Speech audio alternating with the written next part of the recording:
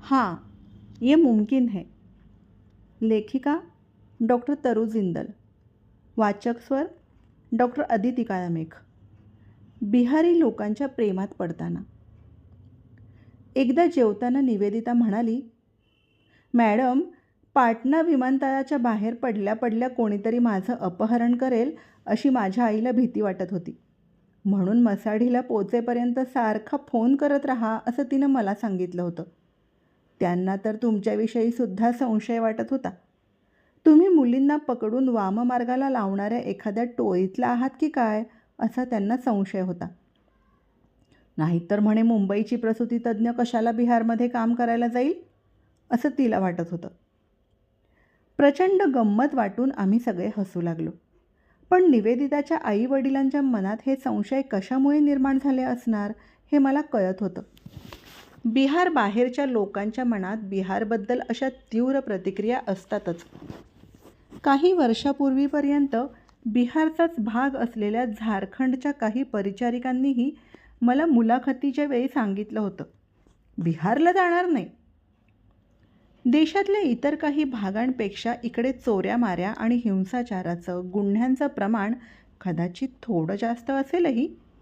आणि संध्याकाळनंतर बाहेर दूर कुठे एकट्याने जाणं लोक टाळतात हेही खरं आहे. पण इथं काही रोज रोज गुन्हे घडत नाहीत आणि बहुतेकांना इथं राहणं सुरक्षित वाटतं. मी एका शनिवार रविवारी प्रीतीला भेटायला गेले होते. सेवाग्रामला असताना ही भागलपूरची प्रीती माझी विद्यार्थिनी होती. मसाढीच्या कोशात स्वतःला हरवून बसणं सहज शक्य होतं. तिथे असल्यावर बाहेरच्या जगाशी जवळपास काहीच संपर्क उरायचा नाही, म्हणून मी 1-2 दिवस जरा बाहेर जायचं ठरवलं.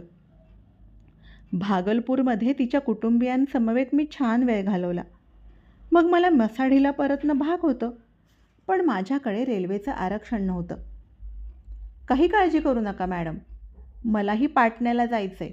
मी तुमच्यासोबत येईन. आपण पाटण्याला जाणारी रात्रीची इंटरसिटी घेऊ, प्रीती आत्मविश्वासाने म्हणाली. रात्री? मी विचारलं. हो मॅडम, त्यात काय? तिची ही योजना मला बरीच असुरक्षित वाटत होती. एकट्या बायका, तिकिटांशिवायचा रात्रीचा रेल्वे प्रवास, आणि तेही बिहारमध्ये. काही नाही होत मॅडम, मी नेहमी असा प्रवास करते. कितीतरी लोक जातात असे. बहुधा बिहारी लोक खऱ्या बिहारमध्ये राहत होते आणि आपण बाहेरचे सगळे बॉलिवूडने निर्माण केलेल्या प्रतिमेच्या बिहारमध्ये राहत होतो. जणू आपलं अपहरण करायला टपलेले गंगाजलमधले गुंड कोणत्याही कोपऱ्यावर लपलेले असावेत असं आपल्याला वाटत असतं. पण प्रीती, आपल्याकडे तिकीटं नाही आहेत. काही गरज नाही मॅडम, आपण जनरल डब्यात बसू. रात्रीचे 10 वाजले होते. आम्ही भागलपूर रेल्वे स्टेशनवर होतो. गाडी खचाखच भरून आली आणि आम्ही जिथे बसणं अपेक्षित होतं त्या जनरल कंपार्टमेंटमध्ये आम्ही चढलो.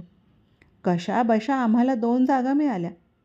गाडी जसजशी पुढे चालली होती तसतशी डब्यातली गर्दी वाढतच चालली होती आणि आम्ही आणखी आत ढकलल्या जात होतो. जेव्हा बर्थवर इंचभरही जागा उरली नाही तेव्हा काही लोक आमच्या लोंबकळणाऱ्या पायांच्या मागे बर्थच्या खाली घुसून बसले.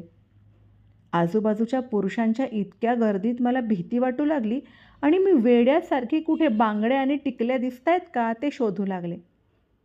पण गर्दीत अगदी तुरळक आणि दूर दूर अंतरावर बायका दिसत होत्या. त्या क्षणी माझ्या बाईपणाची जाणीव मला फारच तीव्रतेने झाली आणि लोकांचं आपल्याकडे लक्ष वेधलं जाणार नाही याकरता काय करावं असा मी विचार करू लागले.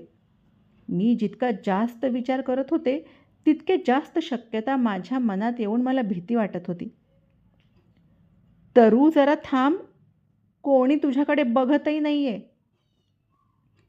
आम्ही सगळे इतके खचून त्या डब्यात भरलो असलो तरी या परिस्थितीजन्य जवळिकीचा फायदा उठवण्याचा प्रयत्न कोणीही करत नव्हतं हे पाहून मला आश्चर्य वाटलं. पूर्वी अनेक वेळा मुंबई असो, चेन्नई असो किंवा दिल्ली, बस किंवा रेल्वेत अशा गर्दीत किती वेळा मला नकोसे स्पर्श सहन करावे लागले होते. म्हणूनच यावेळी मला फार आश्चर्य वाटलं. आमच्याकडे बघण्या इतकाही वेळ तिथल्या एकाही पुरुषाकडे नव्हता.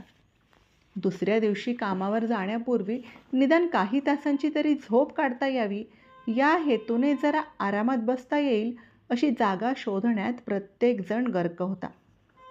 माझ्या डोळ्यांसमोरच हिंसाचारांनी भरलेली बिहारची प्रतिमा वितळून गेली आणि अत्यंत कष्टाळू, धाडसी आणि चिवट बिहार मला दिसला.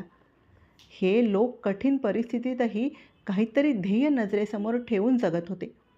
मी अनुभवलेला बिहार हा असा होता आणि बिहारींविषयी सकारात्मक पूर्वग्रह असायला मी स्वतः बिहारीसुद्धा नव्हते. या रात्रीच्या प्रवासादरम्यान प्रीतीने मला तिची कहाणी सांगितली. तिला 5 प्रयत्नानंतर MBBSला प्रवेश मिळाला होता. त्यामुळे ती तिच्या वर्गातल्या इतर मुलांपेक्षा बरीच मोठी होती. मॅडम, MBBSच्या प्रत्येक वर्गात इतरांपेक्षा 3-4 वर्षांनी मोठा असणारा एक तरी बिहारी विद्यार्थी असतोच. पण शरमेखातर आम्हाला आमचं वय इतरांपासून लपवावं लागतं. सगळे आमच्या उच्चारांची आणि मोठ्या वयाची टर उडवतात. पण आम्हाला तिथे पोचण्याकरता काय काय आव्हानांना तोंड द्यावं लागतं हे त्यांना कळत नाही. पहिल्या प्रयत्नात वैद्यकीय पदवीसाठी प्रवेश मिळणं हे स्वप्नवतच मानलं जातं. मुंबईला असताना कोणी MBBS करता 1 वर्ष वाया घालवून दुसऱ्यांदा प्रयत्न करून प्रवेश मिळवला असं मी कधी ऐकलंही नव्हतं. ज्यांना पहिल्या फटक्यात प्रवेश मिळत नाही ते करिअरचा दुसरा काहीतरी मार्ग निवडतात. मला वाटतं बिहारमध्ये विद्यार्थ्यांसमोर असे दुसरे चांगले पर्याय फारसे उपलब्ध नसणार. शिवाय प्राथमिक शिक्षण चांगलं नसल्याने इथल्या विद्यार्थ्यांचा कुठल्याच विषयाचा पाया व्यवस्थित नसतो.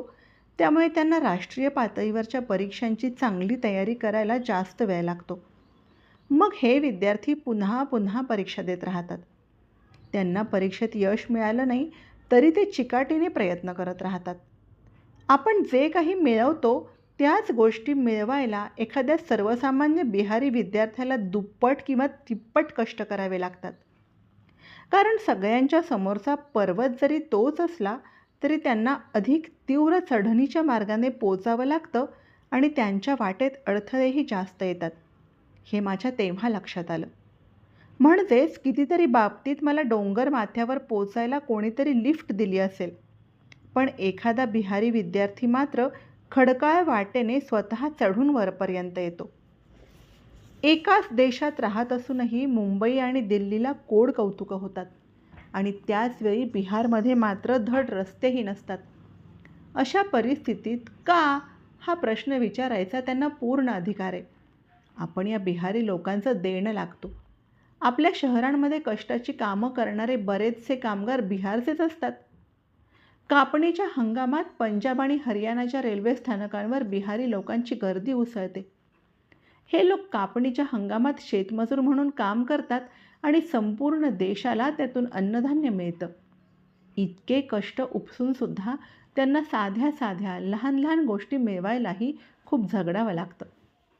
माझ्या मनाच्या कोपऱ्यात बिहारविषयी जी काही थोडीफार भीती शिल्लक होती तीही आता उडून गेली आणि त्या जागी या लोकांप्रती अत्यंत आदराची भावना आकार घेऊ लागली. मी ज्या चष्म्यातून माझ्या बिहारमधल्या कामाकडे बघत होते ते त्या रात्री पूर्ण बदलून गेलं. मी इतके दिवस त्रुटी दूर करण्याकडे लक्ष देत होते. आता त्याच्या भोवतालच्या लोकांकडे माझं जास्त लक्ष गेलं. आता मी त्यांच्याकडे गरजू, हतबल असं म्हणून पाहणं बंद केलं.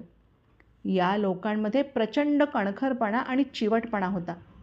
भरपूर कष्ट करून झगडून आपल्याला हवं ते मिळवण्याची त्यांची जिद्द हा माझ्याकरिता आयुष्यभर पुरेल असा धडा होता. मी म्हणाले, प्रीती, तुम्ही लोक किती कणखर आहात यार. तुम्ही भक्कम पाय रोवून उभे आहात. मला तुमचा फार अभिमान वाटतो. धन्यवाद.